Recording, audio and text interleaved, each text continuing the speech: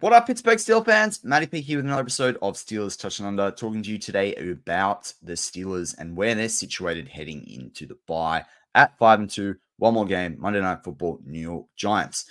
Steelers released an injury report today, so I wanted to cover that because there's a few interesting takeaways from that. There's also some elevations, obviously, to the roster of CJ Henderson, and there's been some rumors about the Steelers going after some trade targets at wide receiver before the bye.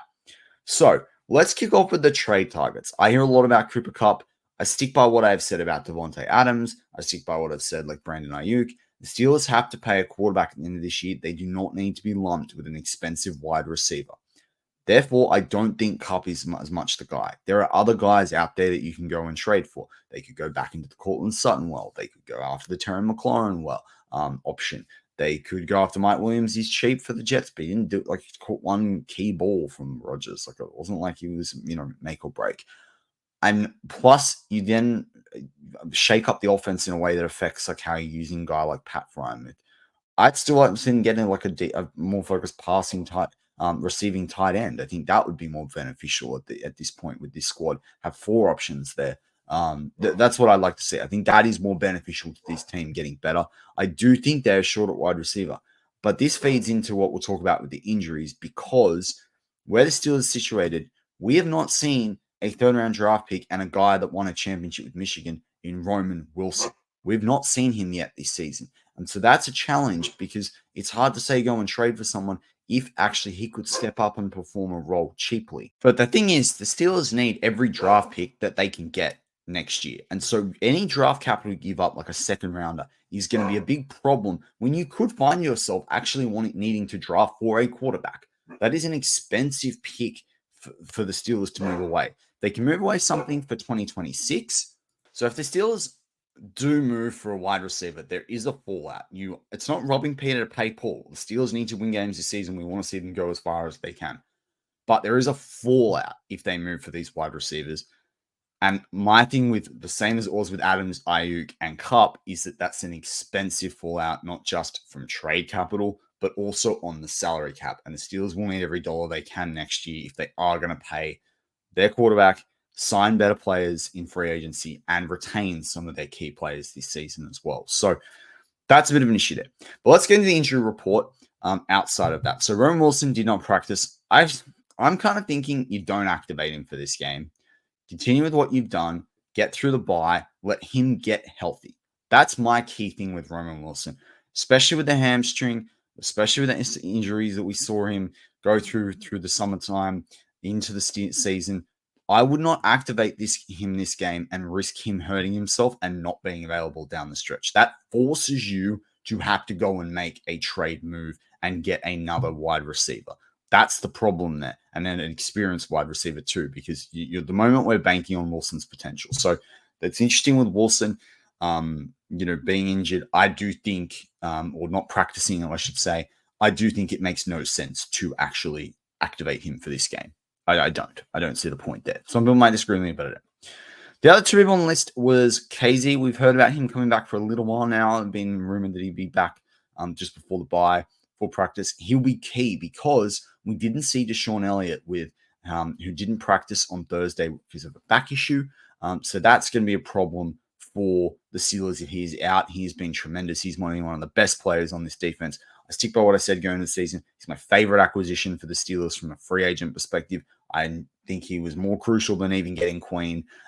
We had linebacker injuries. We had the right linebackers in the mix, though, before that last season. Whereas with Deshaun Elliott, we needed a pure strong safety, but he's versatile as well, but he does everything a strong safety needs to do. So disappointing if Deshaun Elliott is out, but backs can be big problems. As someone that has back conditions, a couple of them, I definitely think with Deshaun Elliott, if you have to rest him this game to be able to have him down the stretch in an AFC North football, that is absolutely crucial. So interesting to see whether Deshaun Elliott continues to practice going into the game. We are a little far away from Monday, obviously, so there's always room for him to be able to get there and be active in time.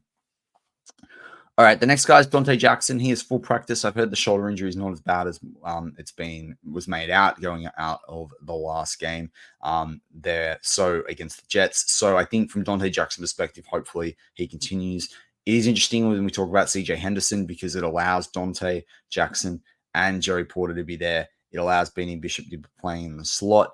CJ Henderson to be that guy there around, maybe taking Pierre's role. We'll have to see. Tyler Matakevich, a special teams guy, not really going to be playing a heck of a lot of linebacker, was limited in practice, fine. Disappointing that Nick Herbig is still do not practice. I wanted to see him back before the bye. But again, with Zach Frazier as well, also someone that didn't practice, I do think that these two guys probably are held out through the bye. The Steelers at 5-2 have a luxury again going in against, and every game's competitive, but they're going in against not a very good New York Giants side. They've kind of got a luxury with the bye here of letting these guys rest and making sure they come back healthy. McCollum played well last week. Highsmith's back. Moon's playing well. Rushing these two guys is only going to hurt you. So I expect the Steelers to be really methodical. And these guys probably don't play. Maybe Herbie does. Maybe they dress him and he does a couple of things. But if he can practice, but at this stage, I don't think they're playing. Dylan Cook, full practice, so fine for him. Cordell Patterson limited. He's another one that's like, do you put him on ice for this week and then have him back fresh after the bye? Maybe you listen, that you activate him from a kick return perspective, but you don't use much. You do 3 or 4 snaps at running back if he's fit to play. Benton, who had a great game last week, he's limited practice with the calf. I expect he'll be in there. And Cameron Hayward had his Veterans Day off. So outside of that, there's not like a deep amount of issues. But I think when we look at it, when you look at this, what I want to talk about, which is the Steelers' approach going into the bye, and also going into the trade deadline effectively. We'll do a little bit more on trade deadline over the next week or so. But I do think the Steelers need to it's about being methodical. It's about not overreacting to anything, resting the right players, and thinking long term. At 5-2, and if they can go up 6-2, but at 5-2, you've got options. At 5-2, you only have to win 7 more games, and you're probably going to win the North, right? So it's pretty exciting from the Steelers' perspective because if they can go in at 6-2, they only have to win 6 out of 9. The division's not looking as strong as it probably did at the start of the season. Let's be fair. This can happen. It doesn't help that their other 2 games are against Philly and Kansas City, but they're beatable too. If the Steelers can play how they looked in the second half this week this previous week against the Jets, they can go out and beat those teams. They need those teams to have a tough day as well, but the tough day will happen because of their defense. And as Marky D likes to always say, Steelers have a say in this. The other team has to play the Steelers.